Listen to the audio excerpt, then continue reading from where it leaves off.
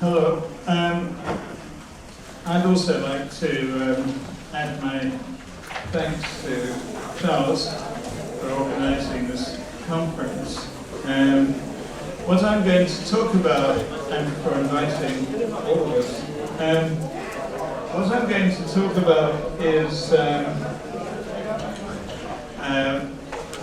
the political left in Britain and in Europe, and to address some questions about why the response of the left to anti-Semitism has been so inadequate. The first thing I want to say is that in the self-conception of the political left in Europe and in the United States, I think, the self-conception of the left is that it's anti-Semitic. They see themselves, or we see ourselves, as anti-Semitic, and it does raise a kind of quandary of, given that the left sees itself as anti-Semitic, why it has such difficulty in dealing with anti-Semitism. The first thing that seems to me to be sort of worth raising in this respect is that that anti-Semitism is seen on most sections of the left as a problem of the past. The temptation has been to give the story of European anti-Semitism a happy ending, and to pay tribute to the success, well, this is one of the temptations, and to pay tribute to the success of the new Europe in transcending its so-called longest hatred. Anti-Semitism is tucked away safely in the past, overtaken by the defeat of fascism, the fall of the Soviet Union, and the rise of the European Union. And particularly in the more liberal sections of the left, there's a tendency to associate the rise of political anti-Semitism in the late 19th century and its reappearance as exterminatory, as genocidal anti-Semitism in the 20th century, to associate that with the prevalence of a particular period of European history, namely a period in which nationalism was prevalent, and especially the ethnic nationalism that was said to take hold of Germany and Eastern Europe. So the more liberal wing of the left tends to see the new Europe as marking a new period in European history, one that spells the end of anti-Semitism as we know it. And in this reassuring narrative, the liberal left looks back to an era in which anti-Semites saw themselves as guardians of the ethnically pure nation state, and forward to a post-national Europe in which anti-Semitism is remembered only as a residual trauma or a kind of museum piece. On the radical left, it's generally postulated that European racism is a recurring phenomenon that has deep roots in Europe's colonial experience. However, we're now told that anti-Semitism, we're also told in the radical left, that anti-Semitism was a racism of the past, also connected to the national period of European history. And that it's now given way to new forms of racism, especially Islamophobia. The race question, we're told, is no longer whether Jews can be good Germans or good French men and women, but whether Muslims can be good Europeans. This unreassuring narrative generally takes a skeptical view of the achievements of anti-racist movements in post-war Europe, but nonetheless shares the conviction with the liberal left that anti-Semitism has basically run its course. And what you get from both this sort of more liberal side of the left and the more radical side of the left is the factual claim that anti-Semitism is no longer a problem. And this excludes it in the eyes of the left from the list of racisms that Europe now has to confront. Now, in both wings of the left, both liberal and radical, there are chinks in this particular armor, and particularly an awareness of the possibility of a regression in the form of ultra-nationalists and right-wing parties in many European countries. And they qualify, the left tends to qualify the view of anti-Semitism as a kind of past imperfect by expressing a justified alarm over the re-emergence of right-wing anti-Semitic parties. But so when anti-Semitism takes a form that's recognized, takes a form today that's recognizable in terms of the past, there's some recognition. On the whole, though, the anti-Semitism of the left looks to anti-Semitism itself as a problem of the past. I think this is the first point I want to make. But then this raises the question of what happens when people say that anti-Semitism is not a problem of the past, but is a problem of the present. And the corollary, I think, of seeing anti-Semitism as a problem of the past has been, first of all, denial that anti-Semitism, if people raise the question of anti-Semitism today, a denial of its existence in one form or another. There's a lot to be said about denial, which I've written elsewhere. But hostility to those who see anti-Semitism as a problem of the present. So, hostility is directed at contemporary anti-Semites who, and particularly at new anti-Semitism theory as a particular mode, a particular kind of anti-Semitism. And the hostility of the left to new anti-Semitism theory, quote, which is often a kind of all-embracing category to fix what they, to conceptualize what they don't like. The wrong-headedness of this kind of anti-Semitism, I think, has got three different, from the point of view of the left, has three different dimensions. One is the sheer claim that anti-Semitism is present in Europe in the here and now. The second is that the left itself is not immune to anti-Semitic temptations. And the third, of course, is bringing in the whole Israel question. Anti-Semites within the sort of new anti-Semitism framework, what we've shown is that a discriminatory logic exists in Europe, according to which Israel is depicted as a uniquely illegitimate state, and Zionism as a uniquely noxious ideology, supporters of Israel as a uniquely powerful lobby, and memory of the Holocaust as a uniquely self-serving reference to the past.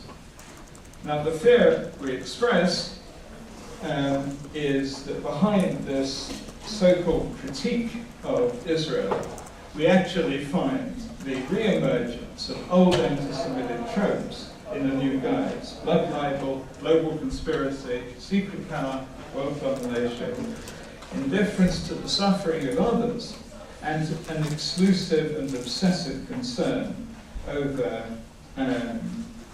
the self-interest of, so-called self-interest of Jews.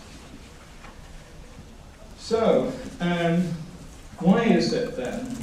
I mean, you'd expect an anti-racist left to say, okay, this is another form of racism which we have to deal with. So why is it that the left critics, who also declare themselves to be anti-Semitic, consider this particular form of anti-Semitism so unacceptable? And let's just go through descriptively some of the reasons that are given. This is by no means exhaustive list. First, yeah. Could you just briefly redefine anti-Semitism? Just a brief definition for those who missed it. Anti-Semitism as a form of critique of anti-Semitism. Is it denying the existence of anti-Semitism today? Anti-Semitism as opposition to anti-Semitism, very simply. Against anti-Semitism. Against anti-Semitism. Thank you. Yeah. Okay, so let me rehearse some of the reasons. They say that contemporary anti-Semites first exaggerate the extent of anti-Semitism in Europe. Secondly, obscure the existence of other and much worse forms of racism in Europe, especially, of course, racism against Muslims. Thirdly, they say that we attack the conceptual framework that allows us to see other forms of racism, such as the language of Islamophobia. And then they say the whole problem of ignoring or wiping out other forms of racism is then accentuated by the propensity of contemporary anti-Semites to stigmatize whole categories of people as anti-Semitic, be they Muslims, Arabs, the left, liberals, even the European Union itself. In the eyes of the left, this kind of othering of anti-Semites manifests its own racism.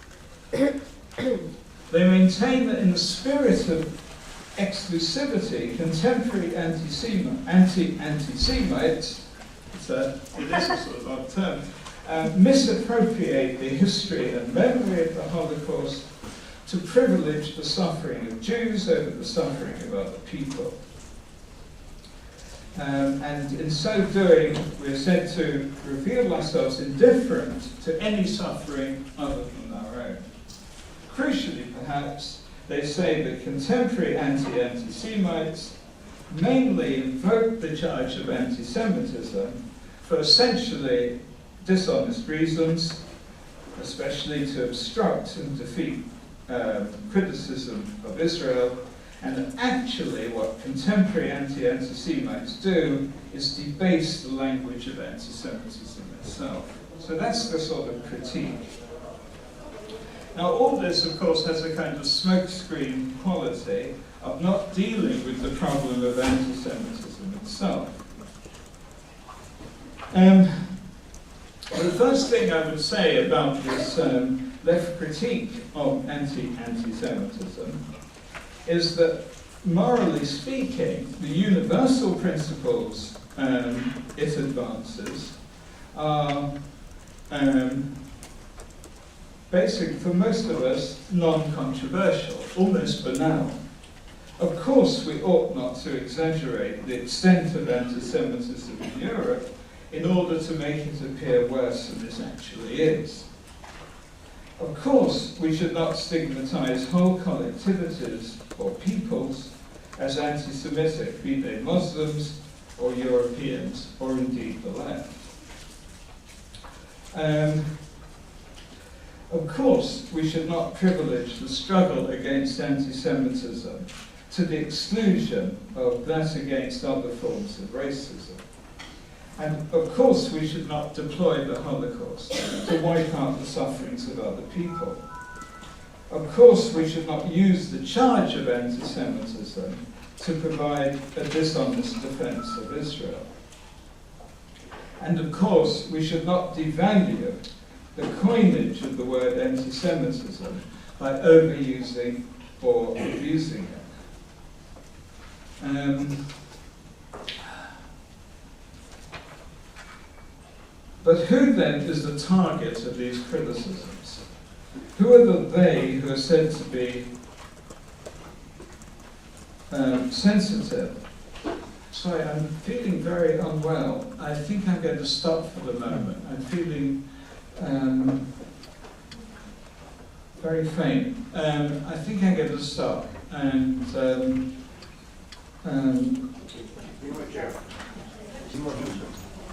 I'm David Furge. I teach sociology at Goldsmiths in the University of London.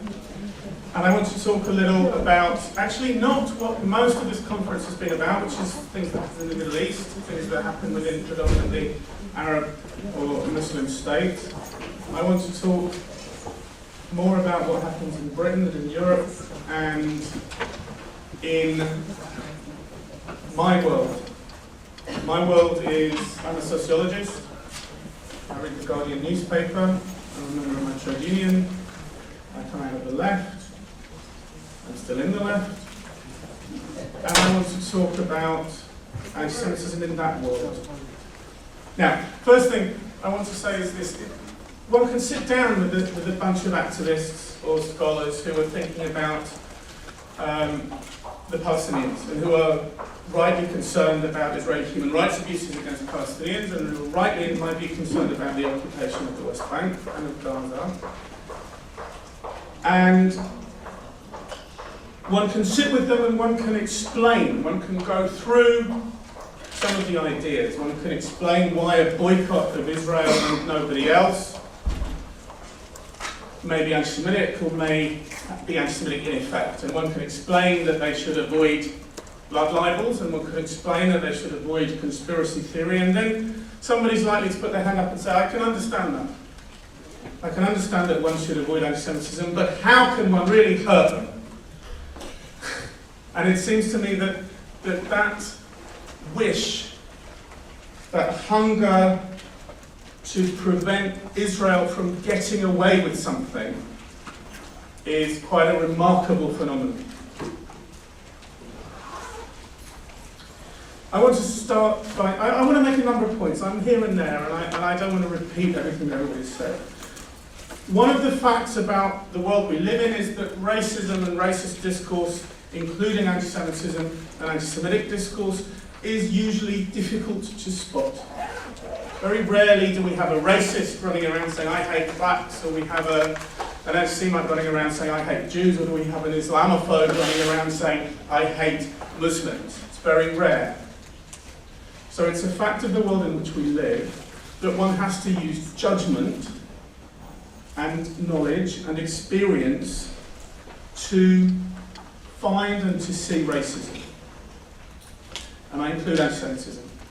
Anti-Semitism is very rarely obvious, and one needs to be able to apply criteria and judgment to find it and to recognise it. And it's evidently highly contested where it lies. And there's another fact about the world in which we live, is that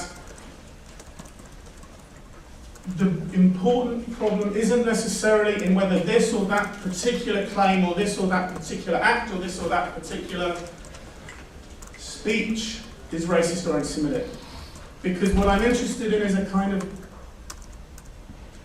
I'm interested in a discourse in which every element may be anti-racist or anti-Semitic, yet which can as a whole in effect, be racist or be anti-Semitic or have racist or anti-Semitic effects. So we're living in a world where racism and anti-Semitism is sometimes difficult to spot. And we might, in this conference, think anti-Semitism is very easy to spot, but I'm here to tell you that most people around the world find it very difficult. And conversely, I suspect many people might find other forms of racism and bigotry difficult to pin down and to spot. And this is a battle over discourse, it's a battle over ways of thinking. In Britain, it's not a battle on the streets, anti-Semitism. Jews are not at threat in the street. Jews are not at threat from being excluded from British society. Jews are not a threat from being excluded from professions. There is no anti-Semitic party ready to take power. This is not a physical threat to Jews.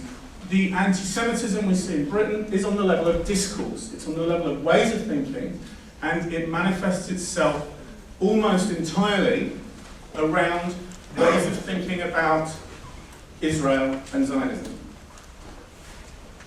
Excuse me, what about the number of attacks? Yes. Yes, I noticed that one of Dina's figures had 181 attacks in Britain and 4 in Spain. Yeah, now, I would put it to you that that tells us more about the CST's excellent work in counting attacks and less about what happens in Spain. Last year there was a very big spike in anti-Semitic incidents in Britain. Part of the reason was because about 30 of those incidents were counted from anti-Semitic emails which were sent to me, right? Now, even if there were 184 anti-Semitic incidents in Britain, I think that's very low. I think there were many, many, many, many more anti-black racist incidents, anti-Muslim incidents. So, in my view, the importance of anti-Semitism at the moment is in the discourse, is in the ways of thinking. And moreover, in my view, it's not absolutely mainstream in Britain. Anti-Semitism doesn't manifest itself in the popular press or in popular television. It doesn't manifest itself in the right-wing press particularly. It manifests itself largely in my world, in the one that I described earlier on. So there is a subculture in which anti-Semitic ways of thinking are normalised. That subculture relates to the mainstream in rather alarming ways. And that way of thinking is becoming in some ways normal. For example, David Cameron, our new Prime Minister, who's in some ways the most right-wing Prime Minister we've had for decades. David Cameron the other day was in Turkey toadying to the regime, and he demanded of Israel that there should be free movement of people and goods in and out of Gaza. Astonishing. David Cameron wouldn't dream of allowing free movement of people or goods from Gaza into Britain, or from Afghanistan into Britain, or from Iraq into Britain, or from France into Britain. Wouldn't allow it. So there are all sorts of ways in which mainstream ways of thinking around the Israel-Palestine conflict are manifesting themselves in the mainstream. But they're not a mainstream phenomenon, they're a phenomenon in a kind of subculture. Now there's a zeitgeist, there's a way of thinking. Within that subculture, I think, there's a kind of, as I said, a hunger to prevent the Israelis getting away with it. And you can see that if you go to UCU Congress, actually, the academic trade union. You can feel the excitement, the frisson of excitement when it comes to preventing the Israelis getting away from it. The frisson of excitement about the courage required to stand up and oppose the Zionist lobby, the Israel lobby. You can feel it. And what we're talking about is a rather difficult analysis. It's a discursive analysis. I think it's similar to the work that Stan Cohen did in the 1960s around the moral panic. Stan Cohen was a very well-known sociologist, and what was happening in the early 60s was that modern rockers were going down to Brighton, down the seaside on a bank holiday and fighting each other. And Stan Cohen said, yes, there is a thing here, but what's happened with this thing, this little thing, a few fights on a bank holiday, is it's been blown up into a national moral panic about youth culture, about sexual liberation, about the 60s, about everything. He says that what happens at the seaside on the bank holiday becomes symbolic of everything that everybody's worrying about. And I think within the kind of left and liberal milieus in Britain and in Europe, I think there's a moral panic about Israel. I think Israel and Palestine is a thing. I think it's a real conflict. I think there are real human rights abuses on both sides and real bigotries on both sides. I think it's a real thing. But around that is a moral panic which prevents rational discussion and rational responses. So one of my key ideas is that what we have is a struggle over the boundaries of anti-racist discourse.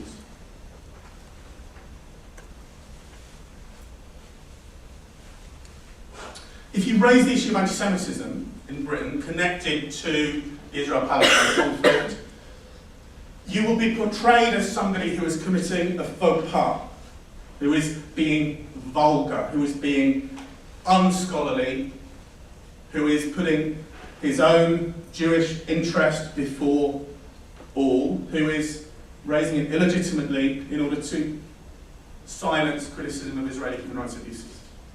In other words, the very act of raising the issue of anti-Semitism is very often, in quite subtle ways actually, pushed outside of the boundaries of polite anti-racist discourse. Conversely, of course, when we characterise something as anti-Semitic, if we say a boycott of Israeli academics is anti-Semitic, what we're doing, quite consciously, is we're saying this is not only mistaken, but the debate itself belongs outside of the boundaries of rational and anti-racist discourse. It's not that the boycott is wrong, it's that the question is a racist question, is an anti-Semitic question, and ought not to be asked. And when the question is asked, and when the discussion is had, it brings with it all sorts of anti-Semitic ideas and exclusions.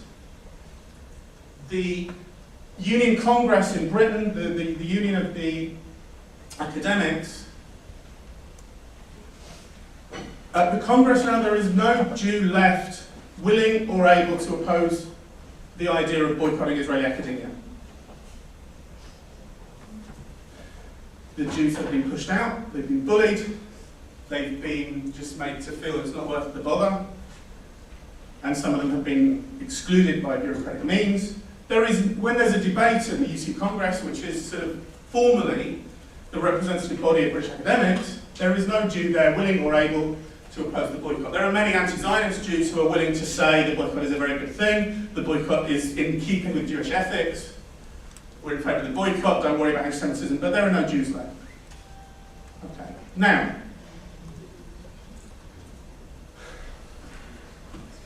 those Jews haven't been killed, they haven't been gassed, they haven't been sacked, they haven't been beaten up, yet they're not there. So, here's an interesting thing. I was talking to a colleague from Holland. I think most of you will know about the Carol Churchill play, 7 Jewish Children. It was a play about how it is that Jews can remain unconcerned about the killing of Palestinian children in Gaza. And the play was written from the imagination of Carol Churchill. Carol Churchill is not Jewish, she doesn't know what Jewish families are like, she's never done any research into Jewish families, yet she draws a fictional picture of what it's like to be in a Jewish family and how it is that the Holocaust drove us neurotic and therefore impels us to bring up our children in such a way as not to care about the suffering of Palestinian children. That's the play. Now, a colleague of mine was asked to go on a panel in Holland, and I said to her, what was your reading of the play? Did you find it anti-Semitic? And she looked at me and she said, she said, I can't call something anti-Semitic in Holland. It's too big. It's too much because of the Holocaust. I cannot call something like this anti-Semitic. Now here's an interesting thing. That the act of calling something anti-Semitic is it's like thought to be so big and so strong, like a nuclear bomb. And the act of calling something anti-Semitic often has the effect of exploding the whole field of discourse. So you can't have a rational discussion about whether Carol Churchill's play uses anti-Semitic motifs or whether it doesn't. Because raising the issue of anti-Semitism is already so big and so huge that it obliterates the whole field of discourse. So we don't have a rational debate, we have a struggle over the boundaries of legitimate discourse. The play is legitimate, and the Jews are trying to push it illegitimately across the boundary. On the one side, the play is anti-Semitic, and Carol Churchill is trying to bring anti-Semitism within the boundaries of legitimate discourse on the other.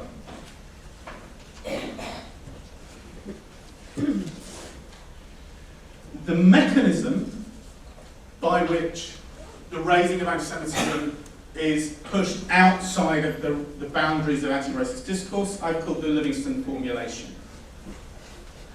Ken Livingstone, the Mayor of London, said this, and I quote, "For far too long, the accusation of anti-Semitism has been used against anyone who is critical of the policies of the Israeli government as I have been. You raise the issue of anti-Semitism, you do it in bad faith, right, has been used."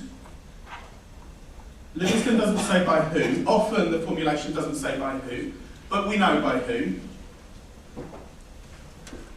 So one element is this is necessarily bad faith, right? Livingstone doesn't say to the Board of Deputies of British Jews, "You made a mistake, I wasn't anti-Semitic," to the journalist, "You made a mistake, Karadawi doesn't support Hitler." He doesn't say that. He says, you do this in bad faith in order to delegitimize my opposition to the Israeli government. So bad faith, but also a conflation of criticism of the Israeli government with embracing al-Qaradawi or with, a little drunken spat with a journalist.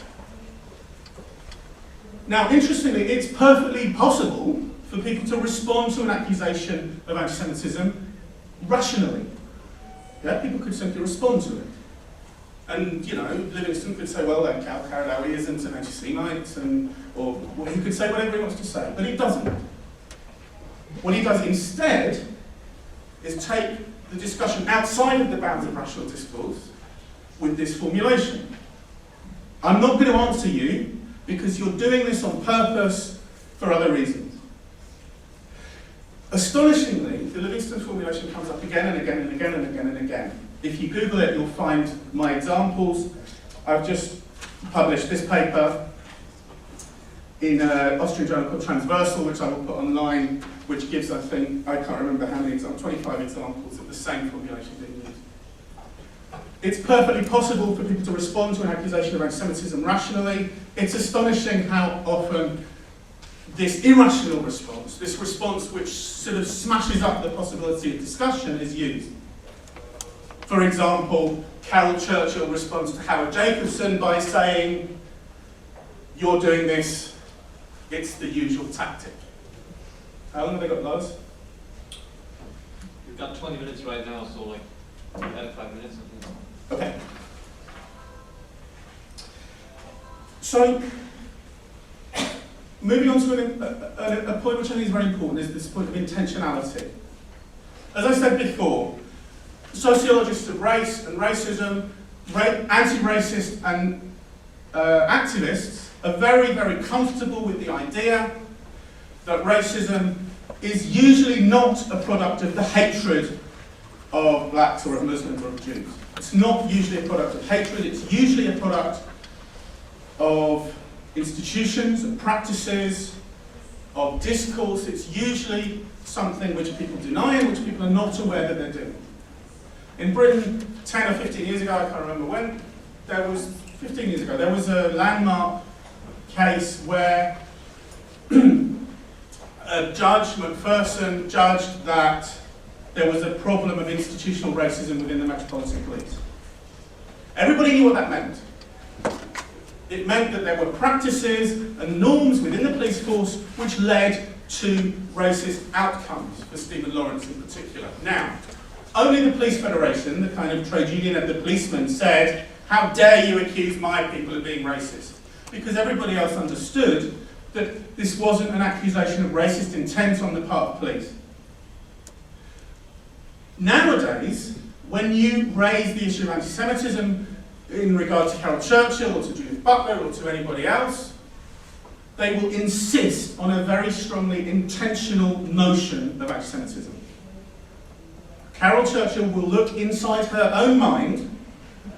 It's great because we now have access to the perpetrator. It's me, right? So I can have a methodology which usually I can't use as a sociologist. I can look inside my own mind and I can find not only am I not anti-Semitic, but I hate anti-Semitism and I oppose anti-Semitism wherever I see it. So Carol Churchill looks inside her mind. She says, "I'm not anti-Semitic, therefore I don't have to relate to the argument.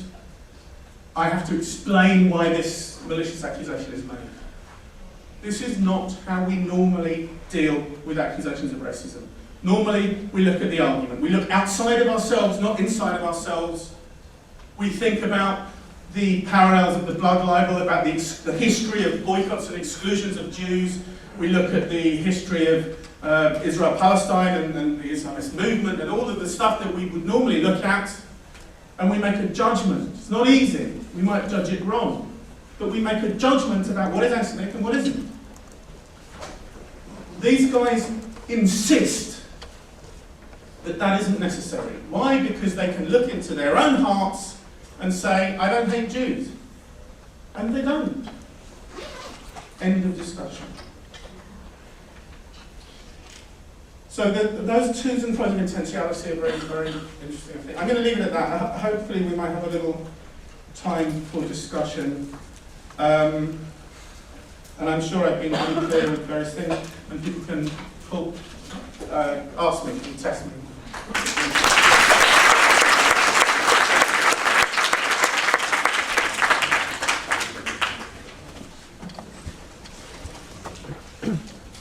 Thank you, David. Given the time frame, I do hope that Robert is getting better. We'll still have some time to discuss it. I'm not going to talk forever, so you have to turn on me and cut me out here. So, my name is Lars Rensman. As you can see from the PowerPoint, I teach political science at the University of Michigan, and I tended to talk about the radical right. Will not be so much about the radical right. I intend to talk about the radical right because at times we forget that there is still a quite strong and alive radical right in Europe that is in fact mobilizing anti-Semitism, and it's part of the problem I want to address today. That even that, in fact, is very often denied in the European public. So before I start to talk about that, I want to address a few parameters of what we're dealing with in the European context. Now, it doesn't come to any surprise to you that Europe is part of the problem. Europe takes part in what we witness here as a rise of global anti-Semitism. And there are various indicators for that. One is the aforementioned indicator that we have an enormous rise of anti-Semitic incidents, of violent acts, of hate crimes. Now, no matter what you do with statistics, and we know that particularly police statistics, every country does a different job. I can assure you 4 is not the right number when it comes to Spain.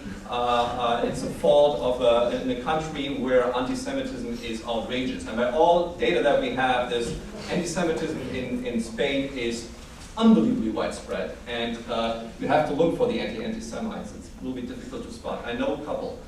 But no Spain bashing here. It's a European problem. We have a rise of hate crime, we have a rise of violent acts, and by all means that we have to figure that out, it's the highest that we ever had since 1945, and that is no kind of alarmism or anything. We also have a rise of anti-Semitic and anti-Zionist attitudes, particularly significant over the last 10 years, of course with fluctuations, of course with country-specific differences, and so on, but clearly there's a rise. Both anti-Semitism and expressed anti-Semitism in the form of anti-Zionism. We have, just to give you a couple of polls or surveys that we have, more than 50% of Europeans now believe either strongly or somewhat that what the Jews are doing to the Palestinians isn't any better than what the Nazis did to the Jews. Now that classifies, according to all definitions that we have of anti-Semitism itself as anti-Semitism. It is equating Jews and Israelis with Nazis. It is offensive and, as I argued, anti-Semitic. 60% all over Europe? That's the average over Europe. That's the European average. Again, like fluctuations, that's the European average. That's why I have this rough number, because, but it's that's the overall European average. Then we have, of course, a rise of public events and campaigns. We have things arguably inconceivable just 20 years ago. That we have boycotts not just against Israelis, even boycotts against Jews. In the city of Rome, a union leader has called that we should boycott all Jewish stores and shops. We have boycotts of Jewish athletes, of Jewish Israeli teams competing in international competitions such as the Davis Cup in the city of Malmö.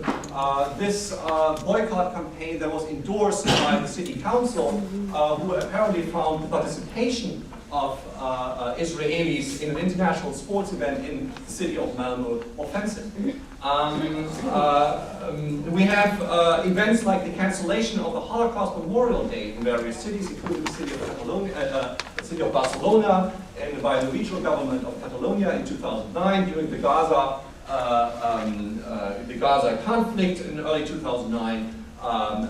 With the argument that while a Holocaust against the Palestinians is happening in Barcelona, we cannot have any memorial events for the Jews that were murdered during the Holocaust.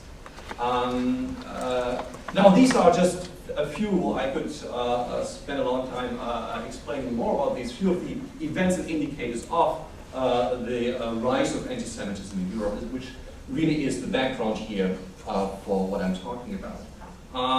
Just a few more of those polls and statistics. Look at Spain here. 74% believe that Jews have too much power in international financial markets. Again, you have these country-specific variations, but even this classical form of anti-Semitism is alive and kicking.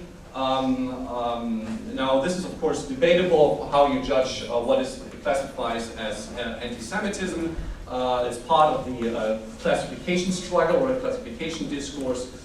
Once again, I think Spain is quite at the forefront here, but let's put this aside for now. For mobilizations of political anti-Semitism, I'm really talking about political anti-Semitism, not just what David pointed out, discursive aspects, really political anti-Semitism. Against the background of this rise of anti-Semitism, also of anti-Semitic attitudes, conditions have become more favorable for political mobilizations of anti-Semitism. Again, arguably much more favorable than they had ever been since 1945. To target the collective Jew of Israel in particular, to use Israel and the Middle East, conflicts in the Middle East, as a political topic has become more important. In fact, it has become a wedge issue, with one part of the edge of the wedge getting smaller and smaller. A wedge issue that arises, that instigates this kind of moral panic that David Hirsch was mentioning. Another favorable condition, you might say, is the fact that there are globalization losers. I'm not talking about like the social, necessarily the social deprivation, but the subjective deprivation. People are unhappy, feel uneasy with globalization and modernization. And classically, just like during the first industrial revolution, in the second post-industrial revolutions, it's a classical anti-Semitic trope to blame the Jews for modernization effects and modernization crises. I'll get back to that in a few minutes. And we also observe an erosion of boundaries of the legitimate discourse about Jews. And again, both aspects here, the overt kind of anti-Semitism in cartoons, even in mainstream media. Just spent a couple of weeks reading some particularly Greek, Italian, and Spanish newspapers, Spain again. And you'll find the likelihood that you find anti-Semitic cartoons, even anti-Semitic statements, including interviews with David Irving in mainstream, the second largest paper of Spain, El Mundo, for example. Anti-Semitism, anti-Semitic discourse becomes much more legitimate, even both in its blatant form, but also in its modernized variations. And both through the classical media and of course also through new internet media. Now, until recently, and that's something that David also pointed out, mainstream parties by and large have not used anti-Semitism to mobilize people. So this kind of mobilization of anti-Semitism, particularly by mainstream democratic parties, has been illegitimate. However, even in that case, I have to qualify this, there are some, again, there needs to be some qualification. When I think about David Cameron, what he was doing in Turkey, I was wondering to what kind of audience he's appealing. Well, in a very subtle way, he didn't make an anti-Semitic statement, but he appealed to a certain climate here, and he was clearly, I mean, there's undoubtedly, as a conservative, newly elected politician, quite mainstream, I'd say, appealing to anti-Semitic sentiments, and particularly courting Turkey, which just at this point has become at the forefront of hostility against Israel and to coalition building with state-sanctioned anti-Semitism of Iran. So quite a move there. I also might mention that the German parliament, known for being so pro-Israel, you know, the Germans, we have all learned from the past, everything's great, forward-looking, and we are the good partner of Israel. The German parliament just a couple of months ago took a decision unanimously to blame Israel for overreacting. This is the new phrasing. Overreacting to the so-called peace activists of the flotilla. Unanimously, from left to right, from conservative to liberal, from government to opposition, the entire parliament supported that declaration. Now again, this is not a case of anti-Semitism, of course, but they usually, this kind of unanimous decision on any topic whatsoever, let alone Iran or you name it, does not happen in the German parliament. So it's truly exceptional. It's also exceptional in the case of Israel, and it signifies a certain shift in the discoursive climate that we operate in here in Europe. Still, to finish my point here, there is space for the left in particular, for the right and the radical right and the radical left, to mobilize anti-Semitism more overtly. That's not what's going to happen in context of the mainstream parties. David Cameron was off to a good start. Let's see where he ends. But the context here is that actually there is space, there's demand for anti-Semitism, and there's space to mobilize anti-Semitism in the public that has become more acceptable, has become more legitimate, and that includes, again, in various cases, mainstream media. Now, before I really turn to the radical right, there's one aspect that really is striking, and some scholars have already mentioned that, in making mobilizations of anti-Semitism political modernization of anti-Semitism possible again, or who are really, in this political science terms, are providing a favorable condition for the mobilization of anti-Semitism. And then that is its denial. The denial that anti-Semitism even exists, apart from being a charge used by pro-Israel lobbyists, that anti-Semitism is a base problem that we are facing.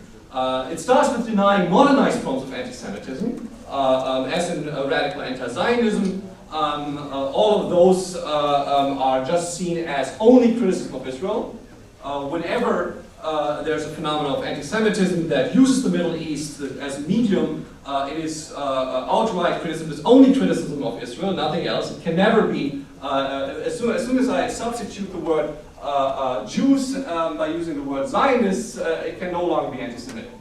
And then, of course, the lovely trope that we're confronted here with in this context of denial is that it is prohibited, it is banned from the European public to criticize Israel. That is, of course, like when you look at it, and if you just even start to make a media analysis, it's quite ridiculous.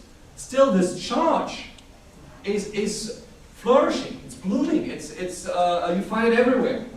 It's apparently, or our people argue that it's impossible to criticize Israel, even if constantly even within mainstream media, the right of Israel to exist, the right to Jewish self-determination is denied. There's also something we have talked about here already, of course, the denial of Islamic anti-Semitism, both at home and abroad. We might see this in the context of what Robert Fine has called inverse Orientalism, or resurging Third Worldism. That is a kind of glorification of Third World countries, Third World leaders that are portrayed as the truly good forces of humankind collectively, and thus can do no harm and certainly cannot be anti-Semitic. Now, to get to my point with the radical right, one strategy that I have encountered to delegitimize and demonize Israel, many strategies that there are, and actually in doing so, of course, also legitimate violence against Israelis and Jews. If you demonize and dehumanize Israel and Israelis, it becomes legitimate to act against them. If Israelis and Jews are Nazis, what do you do with Nazis? You fight against them. You resort actually to violence, and violence is legitimate. Now, one way to legitimize and demonize Israel is to associate it with fascism again and again and again. Just Google Israel and you'll run into these Nazi comparisons. And one way, of course, to associate it is today to associate Israel with then the radical right. Radical right, by and large, it is resurging in Europe, but by and large, by the mainstream public, it is not legitimate. Because of the history, radical right is something you don't want to associate with. Now, we have cases, particularly in Eastern Europe. We even had some cases, and we have today in the Italian government, cases where radical right parties like Lega Nord are part of the government even, as junior partners, but still by and large there's somewhat a common sanitaire. Radical right is bad. We had some bad experiences with that in Europe. So one of the moves that has been done recently is to associate not just Israel with Nazism, but actually those who show solidarity with Israel with the radical right. Generally to create this myth that the radical right is really on Israel's side. And that really gives us justification to attack it. Now, what I've looked at in my study here is that radical right is quite anti-Semitic and quite anti-Israel, explicitly so, increasingly so. However, the claim is, the denial is, that the European radical right is now anti-Semitic today. And has presumably become pro-Israel and pro-Jewish. One scholar, Matti Bunzel, claims it outright in a book and has given, as far as I know, talks at many Jewish centers here in America, claiming that Islamophobia has replaced anti-Semitism in Europe, which is quite along that discourse that David mentioned, and the radical right is now pro-Israel and pro-Jewish.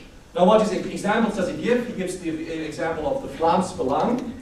The Vlaams Belang in Belgium, which tried to reach out to the Jewish community unsuccessfully, and launched anti-Muslim, anti-immigrant campaigns. The other example is that there is a Jew that works for the Freedom Party of Austria. Well, amazing evidence. I have some other evidence, and I analyzed the platforms and campaigns of radical right parties, and we see that really the Flamsbelang is the only party, radical right party of any relevance. I'm talking just about relevant radical right parties that actually compete electorally and have chances at times to enter local, regional, or national parliaments. And the only party is actually the Flamsbelang, where we don't find a high salience of anti-Semitism, anti-Zionism, and anti-Israel discourse. Now I have to see how much time do I have left.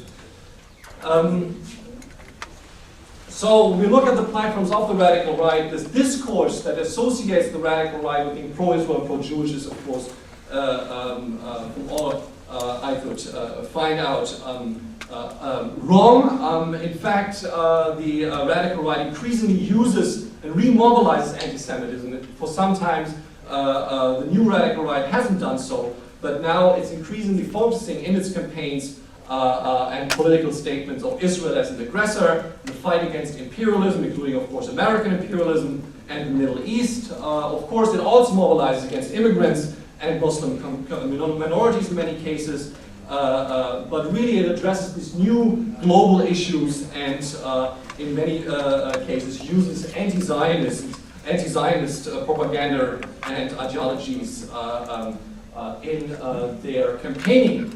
Now, in that context, the extreme right specifically attributes to the Jews the power of global international institutions, of multinational banks, of cultural change, cosmopolitan cultural change and global wars.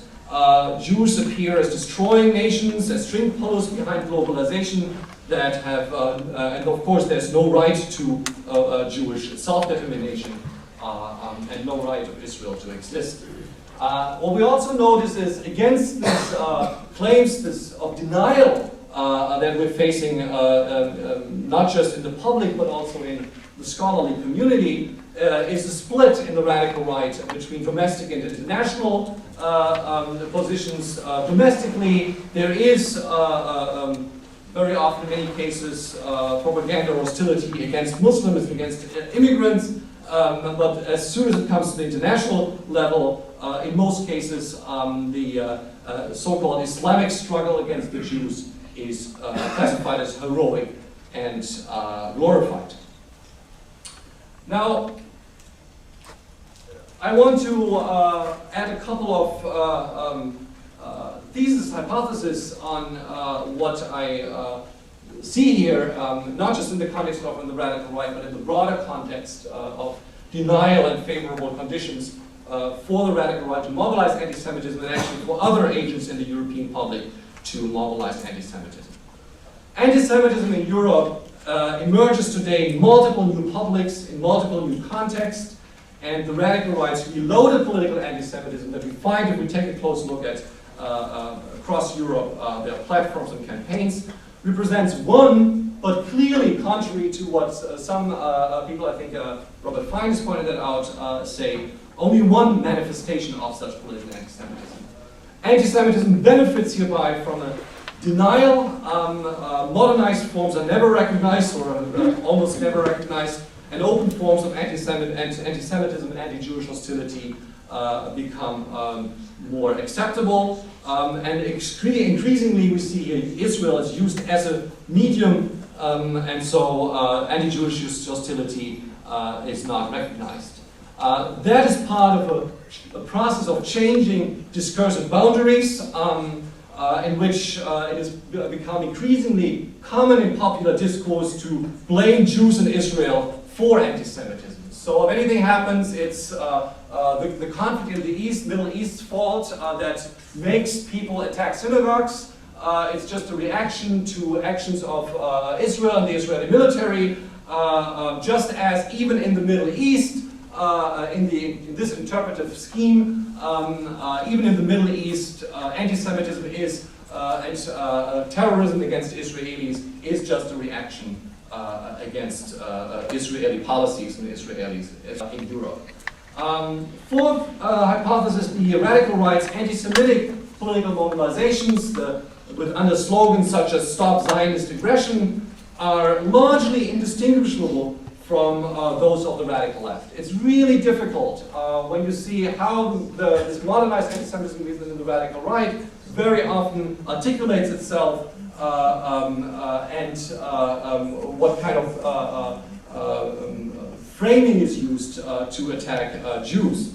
And in many cases now, of course, we actually see not just an ideological convergence, but also even an organizational alliance. Again, think of the example of the flotilla, where German left-wing parliamentarians, together with moderates and radical rightists from Turkey, Turkish nationalists together,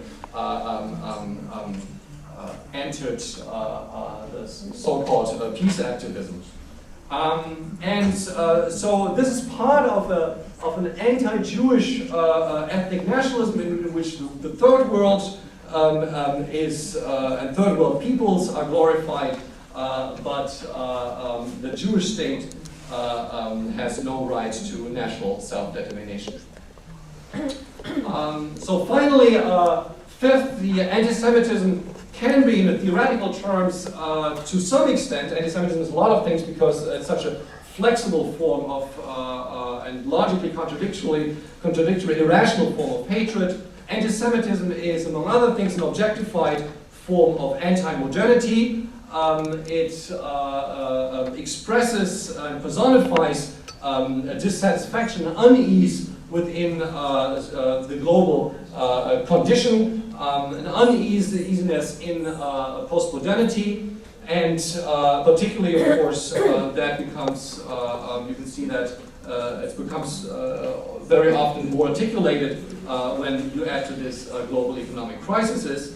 However, this uneasiness in the modern world, with its rapid cultural change, is again very often projected to the Jews and then interpreted as a global Jewish conspiracy. And Israel in that context, ironically, is charged of being too particularistic and too nationalistic. At the same time, it is cosmopolitan. It is seen as too cosmopolitan at the forefront of globalization. Logical contradictions, yes, abundantly so, but that is part of the nature of anti-Semitism. Contradictions don't matter. Finally, we can interpret some of the rising anti-Semitism in the context of post-colonial guilt projections. Yes, we admit that there have been European crimes. Yes, we admit that the Holocaust happened in Germany, that happened in Europe, but it is much more convenient for those to project the problem of colonization now to Israel as the alleged new colonizer. And let me conclude with one more remark and consideration. When we talk about cosmopolitanism, and of course traditionally Jews are identified with being cosmopolitan, it is forced upon them. It is forced. Jews in this discourse are not supposed to have any choice. And this is part of also many academic discourses who glorify this kind of image of the cosmopolitan Jew. It is forced upon Jews. Every country is celebrated as a nation state. Just think of the World Cup. But if a Ghanaian player, as it happened in 2006, hold up the Israeli flag because he played for that country, played for Ghana in that contest, but he played in Israel. He had a lot of sympathies for his friends in Israel. He was attacked by the Ghanaian Soccer Association and by all kinds of African and Arab countries, and certainly also within the European public. It's not legitimate. The one country that is not, or the one group of people who don't have the right to self-determination are Jews, so there's this kind of forced cosmopolitanism. Just these theses in addition to my descriptive analysis of the radical right, and I'm happy to also take questions. Thank you.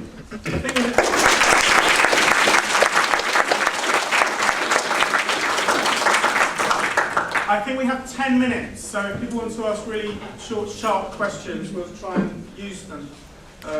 Somebody chair it. Dina, come and chair it.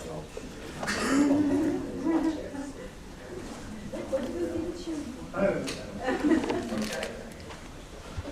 Ladies first. Thank you. One question to David, and that was when he said that given their internal looking out at themselves, she was not in fact bigoted against Jews. I would like some expansion of that. Okay, I think it's very... She doesn't Could you repeat the question? The question is about the idea that people who are carriers of anti-Zionism and its relation to anti-Semitism, those people, it's about their intentionality. And my argument is precisely that they do not believe that they're Jew haters, they're not people who hate Jews. And if one defines anti-Semitism through hatred of Jews, then one misses actually the most important and the most dangerous anti-Semitism, which is people who don't hate Jews, but who nevertheless act and speak in anti-Semitic ways. And if you ask, you make an accusation of anti-Semitism, people tend to look within themselves and find themselves not guilty, rather than looking at what they say and analysing whether or not what they say is problematic. That's my point. I know the question, if I may, in terms of David Cameron's statement while in Turkey, who is his audience? Well, David, You felt free to make that statement. who's... Please repeat the question. Yeah. The question is, whose audience, what is the audience David Cameron is speaking to? He makes these kind of comments as he did in Turkey. Well, I'd say, there are two audiences, right? The one audience is the Turkish audience, and the other is the audience at home. And I do think this is included. I hope this was a big mistake, as Paul remarked in the conversation yesterday that he will recognize. But at this point, I think it's not a good sign. And it is appealing to I'd say, to a domestic audience as well. Cameron's interesting because he's making unprecedented budget. He wants to cut the British budget by 25%. He's making really serious cuts, but he's doing so with a liberal ideological cover. It's new for Britain. It's quite interesting, and a liberal ideological cover sits very nicely with comments about Gaza. Thank you. Please. Questions for each of you briefly. Lars, can you unpack a little bit of your categories? I really don't fully understand what you mean by postmodern anti-Semitism. Can you talk a little bit more about the notion of Israel as the collective Jew and whether or not you think this is a problematic formulation or what you feel about that? Can you talk about whether there is some ways, and if it's important or not, to separate anti-Zionism from anti-Semitism? And post-colonial guilt projection. Could you say a little bit more about that? And then just to use that to connect to... I'm sorry. What you ask gives way for another lecture. And we cannot allow that the time you ask 4 questions that begin with Abraham Avinu and some of them were addressed, anti-Zionism, anti-Israel. Perhaps you'll address only the first one. Okay? Yeah, with postmodern anti-Semitism, I mean that it has become legitimate to make certain statements that have not been legitimate before. So it's basically just describing a certain condition. And part of this, in terms of content, is that you celebrate national identity. It's a resurgent third worldism, as I call it, actually Robert Fine has called it, inverse Orientalism. You project basically something on the third world, glorify it, celebrate this different, cultural pluralism. Everyone is different, and celebrate it actually collectively. But at the same time, of course, one collective is accepted from that rule, and that is the collective Jew of Israel. So one nation does not have a right, is not celebrated. We know that all nations have historical, the borders and boundaries of nations are historically arbitrary. You can see the Maoris are claiming being natives. Well, they came there 500 years ago and expelled the natives. I mean, you have all kinds of circles of life where this entire idea that there's an essential, existential essential border that has been given by God is contested, right? Boundaries are contested, states are contested, and so forth. But the fact is, like, only one country is delegitimized in its borders and its existence, and that's what I'm calling in this context. Like, there's a celebration of plurality, of plural nations, but at the same that fits apparently somehow nicely with the idea that one state that doesn't have the right to exist as such. Just maybe briefly to the post-colonial guilt aspect. I think guilt is always like a strong motivational factor for kind of resentments. You know, no one wants to live with guilt. There's a concept of secondary anti-Semitism, particularly in the German context. Jews are blamed by their very existence, because of their very existence, for steering feelings of anti-Semitism.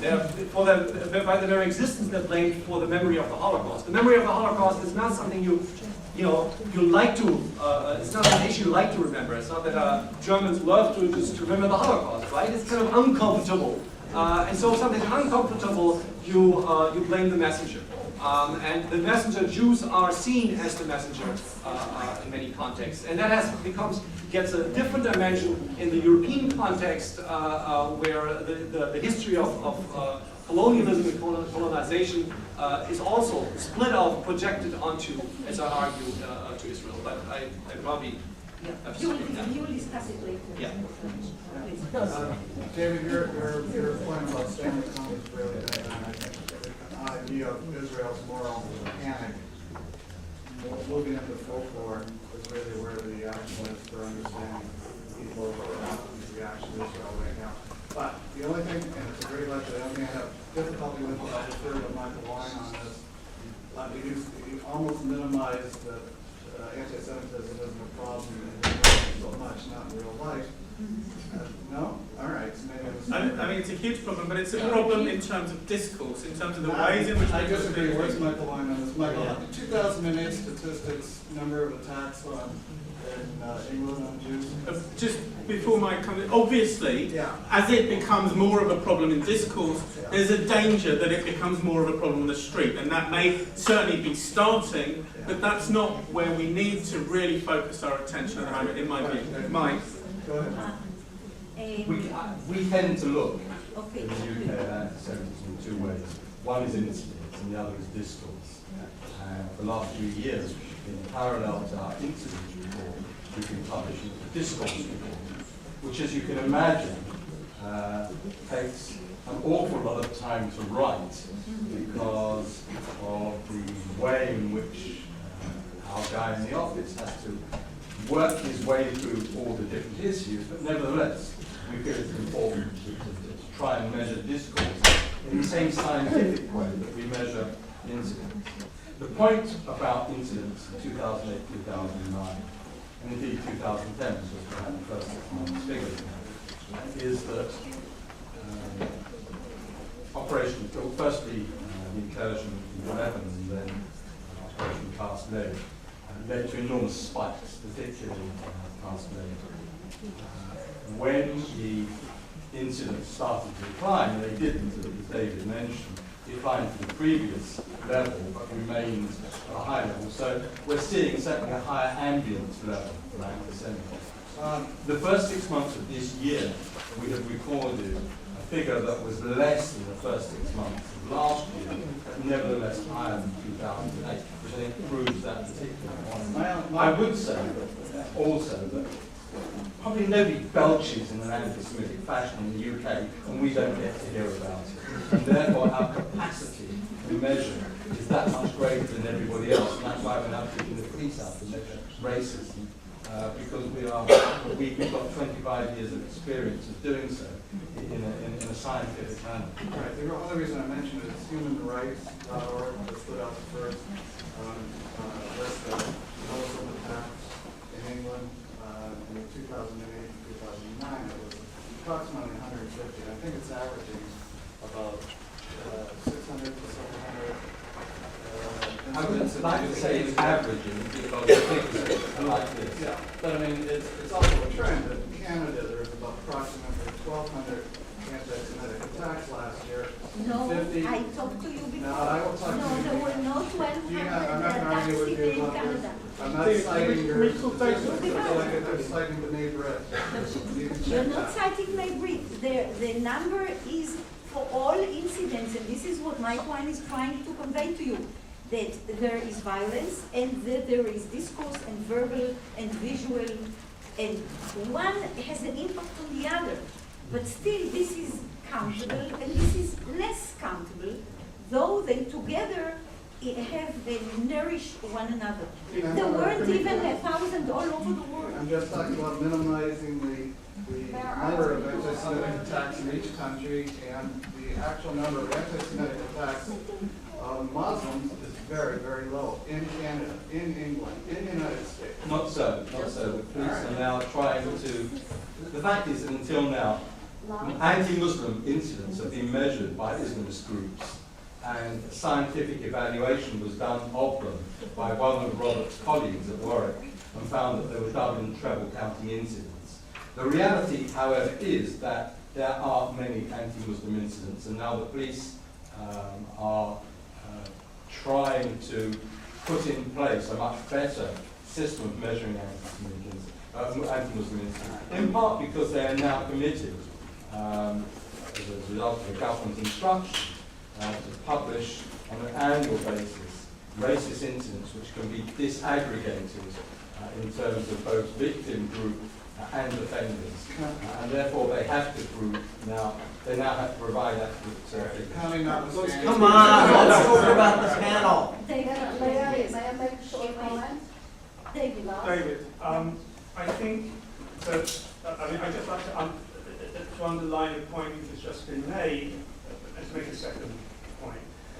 The point which David made and the point which Mike Wine made is that all these statistics need to be read in terms of the reporting mechanisms in each context. And this is the ABC of social science. And I find it depressing that people are able to speak at a conference like this who don't understand the ABC of social science. The second point is a political point, which is to say that to frame the issue in terms of a competition, are there more anti-Jewish incidents than anti-Muslim incidents, is extremely unhelpful, which is not to say we are all unproblematically brothers and sisters and walk together shoulder to shoulder and there's a rainbow coalition. But the problems of societies in Europe that we face now are how these societies deal with difference. It's not that all differences are the same, but there is an overarching problematic that that reaches both anti-Muslim and anti-Jewish incidents, and to frame that in terms of a competition will not help us to understand what is going on in Britain and Europe. I just wanted to add that we do monitoring, you do in other countries, but we know the shortcomings of monitoring. If no one can belch in England, but many people can belch in Afghanistan. English and people wherever. don't belch anyway, No. Yes, I would like to make a short comment. A day and a half into this conference, I am stunned, I am flabbergasted at the lack of imagination and the utter stupidity of anti-Semites. I mean, they're repeating the same things over and over and over now for 1,000 years. And what I'm trying to say is that Jews, as known as the people of the book and acquiring learning, we obviously see among anti-Semites there's a resentment that and an unwillingness to learn and to evolve. And each generation they're preaching to a different set group of people who have not had the benefit of the previous generation's anti-Semitism. Therefore, it's slightly incorrect. Yeah, we wish anti-Semites were really stupid. well, there is an Don't underestimate. because it's for the same as it is for English, where it's more in the Middle East, and it sounds a little more sophisticated in Europe, but it really is same old, same old. Thank you. Can we give one last minute to the two speakers? Can I just say one thing, please? I want to make people aware of an initiative that we have got going in the European Sociological Association in Europe. Research network number 31 of the European Sociological Association is a network which studies the sociology of racism, anti-Semitism, and inter-ethnic relations. It's organised by myself and Robert Fine and a number of people in Europe, and we're very proud of it as a space in which anti-Semitism can be researched and discussed seriously in Europe, and a space in which the relationships between racism and anti-Semitism can be discussed in Europe. And I just wanted to give people a heads up. The next conference is this time next year in Geneva. So if people are in social science or history or we're not bothered about disciplinary problems, but our research network is I think, something very, very interesting, and I would encourage people to find the call for papers, which we will be putting out, and to see if they can come to Geneva next year for the European Sociological Association. Thank you. One last one, please.